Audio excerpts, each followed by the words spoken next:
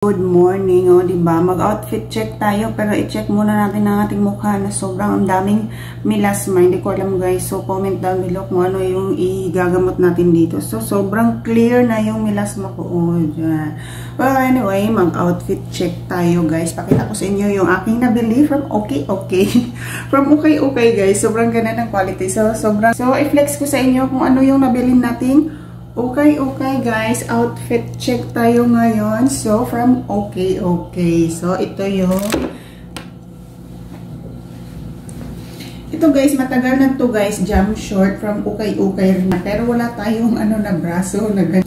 So, yung brand natin, pagpasensyahan nyo na. Palitan natin mamaya. So, ganyan yan siya from Okay. Ganyan. Ayan siya.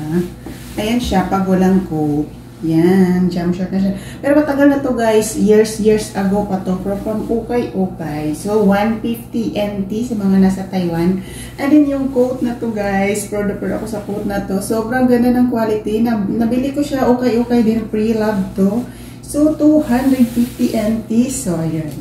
So, ito yung outfit natin. So, medium, small. Kasya to siya sa medium and small na size. Sa mga large, huwag nang umasa.